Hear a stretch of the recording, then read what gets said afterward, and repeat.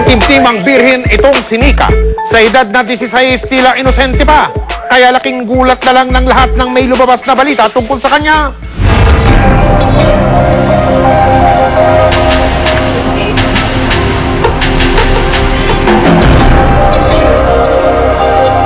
Simple, tahimik at masunuring anak ang 16 na taong gulang na si Nika.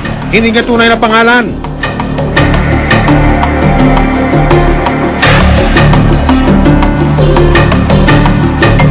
Hindi tulad ng ibang kabataan nagkala at mabarkada. Si Nika walang nobyo, hindi nagpapaligaw at walang kamuwang-muwang sa pakikipagrelasyon. Kaya laking gulat ng kanyang ina nang may madiskubre siya.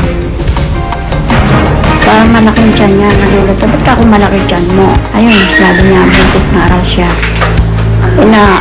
Nung nalaman kong buntis, siyempre, tumagting yung isip ko dahil nga, nagulat ako eh. 4 na buwan na palang buntis si Nika.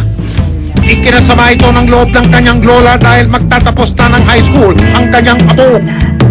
Hindi naman ho namin pinapansin dahil wala naman lumiligaw. Wala naman nagpupunta doon, wala naman ho kaming alam. Hindi nagtagal umamin si Nika. Pastor daw ang ama ng kanyang dinadala. Si Reverend Father Roderick o Eric Iñeco. Mayo nung nakaraang taon, nagpa-blessing ng bahay si Lola Conchita. Si Father Eric ang nakuha nilang magbisa sa bagong bahay.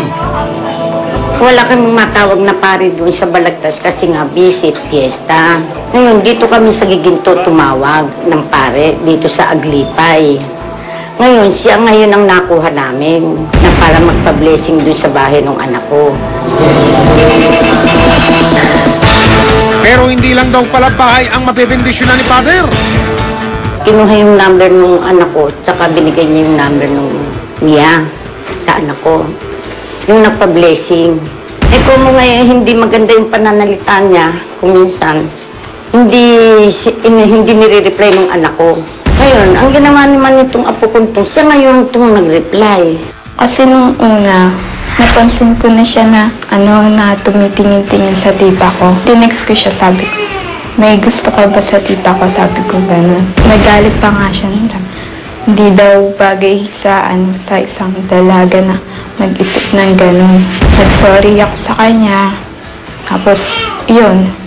Tapos, nung time na sabi ko, hindi na po ako magte-text sa kanya, sabi niya. Bibigyan ko na lang siya ng textmate, sabi niya. Ba't ko pa daw siya bibigyan ng textmate? Textmate na nga daw po kami. So yun, doon na nag-umpisa. Uy!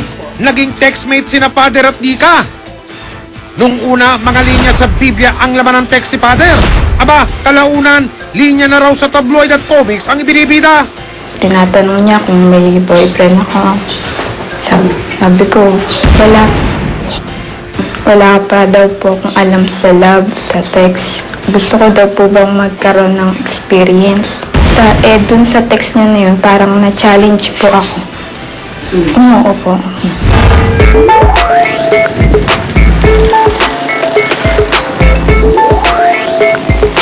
Makaraan ng 4 na araw, pinabalik daw ni Father si Nika sa simbahan at pinatuloy raw sa katabing kubo na silid ni Father. Nung hahalikan niya ako, umiwas ako nung una. Then, niyakap niya uli ako. Tapos, inulit niya po uli. Sabi niya, handa ka na ba talaga? Sabi, uli ako. Tapos, doon na po ako bumigay. Nakarating nga kaya sa langit ang salita ni Father? May nangyayari na sa amin. Doon, yun nga, sabi niya na miss niya na ako na pag nagkikita kami, mahal niya daw po ako. Yun, yung binigay ko yung anak sa kanya. Nagtiwala ako sa kanya. Makaraan ng 1 buwan, sumagot ang langit. Sinabi ko po sa kanya yun na hindi pa ako nagkakaroon. Sabi niya, mag-pregnancy test daw po ako. Positive po yung yung lumabas. Sabi niya, ano ba gusto mo? Ipalaglag pa natin yan. Sabi ko, opo. Binigyan niya po ako ng gamot. Sinabi niya po sa akin kung paano ko iinumin yung gamot na yun.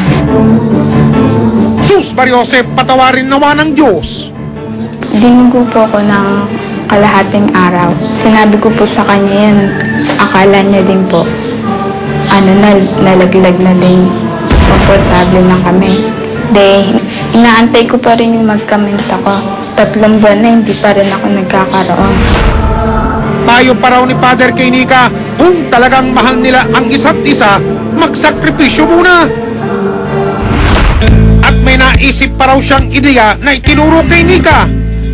Sabihin ko daw po na isang araw na nalasing daw po ako sa kapitbahay, sa kaklase ko, tapos hindi ko daw po alam na may nakagalaw po sa akin dahil sa sobrang kalasingan ko. Pinipilit po ako ng mga lola ko na inaalam nila kung saan yung bahay. Wala naman po akong maisip na bahay. Oh my golly! Sa mga text message na ipinadala raw ni Father kay Nika, natanggal na raw siya sa pagpapare at uuwi na lang sa probinsya. Madidestino na siya sa Bataan. Yung pala, nandiyan lang pala siya sa Giginto. Siyempre, di mo akalain na parang magagawa ng ganon, di ba? Nag-blessing na tapos inano yung anak ko. Binilog yung siguro sa isip niyang 16 binilog yung ulo na yung bata. Ang sinasabi niya na magsipaglayo ang mga salot at mga demonyo. Yung pala, siya pala ang demonyong papanik sa bahay namin. At saka ang ginawa niya, pinainom pa niya ng gamot. Isang makatuwid, 2 buhay pa ang aanuhin niya. Papatayin niya kung nagdisgrasya yung apo ko.